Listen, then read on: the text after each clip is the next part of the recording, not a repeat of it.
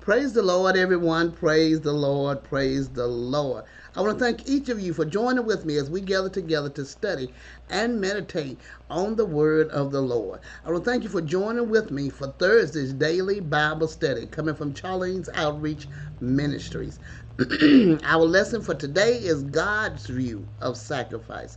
God's view of sacrifice coming from Psalms 50, verses 7 through 15. We have a wonderful and powerful lesson that we're going to get into. But before we get started, I first want to ask you if something is said touches your heart, soul, or spirit, or you have any questions, comments, or would like to request prayer, please feel free to jot it at the bottom of the screen below, and I will get to your comments and questions as soon as possible. And I would also let you know that I would add you to the prayer line. Amen. That we have going forward. Amen. I want to thank you also and ask you if you would join with us to daily study the word of the Lord by subscribing to my channel and hitting the little bell to be notified each time a new lesson is put out, that we may gather together to study and meditate on the word of the Lord. Our weekly lessons ties into Sunday's lesson that allows us to get more out of Sunday's lesson. Amen. So we're going to get ready and get started and dive into this lesson, but we're going to have prayer first. Amen. Dear God in heaven, we thank you. We thank you, Father, that you are God Almighty, and beside you there is none other. We thank you for watching over us, guiding us, and leading us in your true path of righteousness. We thank you for making a way out of no way, Lord. We thank you for all that you have done, you is doing, and you shall do in our life. We give you all the glory and the honor, and we bless your holy name. Father, we thank you for showing us the way to go, taking care of us, watching over us this day as we go forward, that we may be a blessing not only to ourselves and to our family, but to all those that we come in contact with this day, that they shall see the God in us.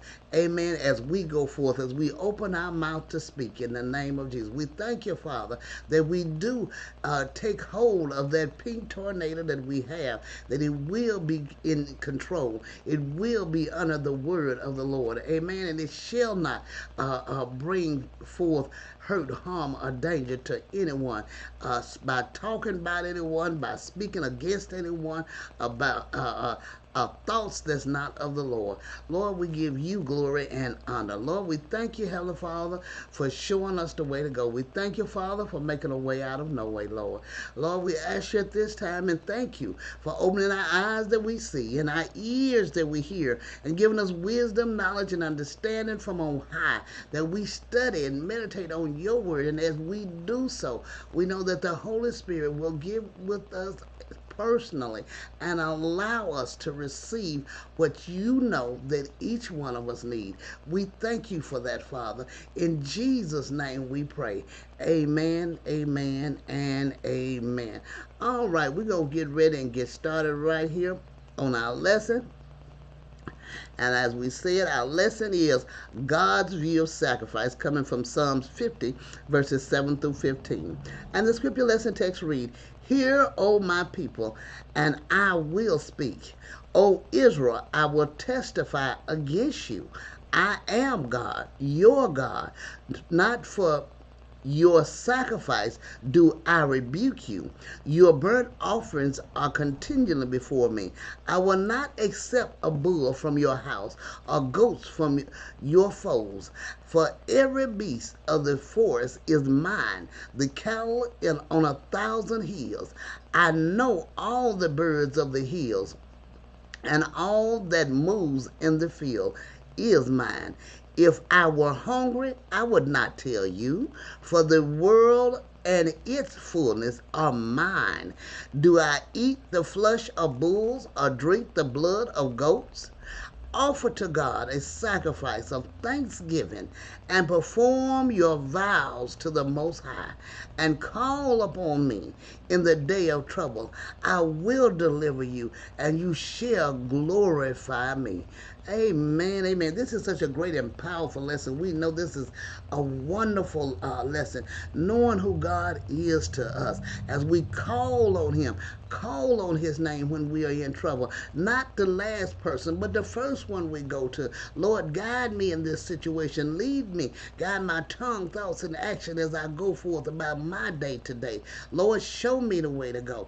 Amen. As we speak these words, God rushes to our thoughts and our mind to help to bring things to us through the Holy Spirit that is needed for our day. Amen. And so we must allow God to work in us and through us through the Holy Spirit, unctioning us when and what to say and how to say it as we open our mouth, not to go forth and speak a slander against our neighbor or against a co-worker or against someone else, because we know that is not of the Lord. Amen. And as we go forth to also give thanksgiving, be thankful for all that He has done. First of all, when you first come out of the bed, give Him grace and thanksgiving that you have woke up that morning. You have also been blessed that you are in your right mind. You are also blessed that you are able to breathe and see and move your limbs. Many people cannot. Be thankful to God for whatever you have, because it is many that are worse off than you. Amen. And as we give thanks to God, He sees that we are appreciative of what He's doing for us and through us. And as we continue on, He continues to bless us and to guide us. Amen. Commentary says to obey is better than sacrifice, and to love God and our neighbor better than all burnt offerings. We are here warned not to rest in these performances, and let us beware of resting in any form. God demands the heart, and how can human inventions please Him? When repentance, faith, and holiness are neglected in the day of distress, we must apply to the Lord by fervent prayer. Our troubles, though we see them coming from God's hand, must drive us to Him, not drive us from Him. We must acknowledge Him in all our ways, depend upon His wisdom and power and goodness, and refer ourselves wholly to Him, and so give Him glory.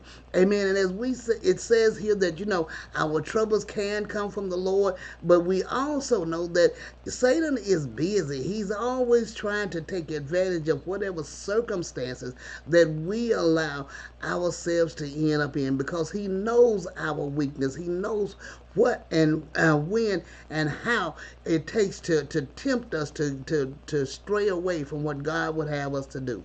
Amen. I said, thus must we keep up communion with God, meeting Him, and prayers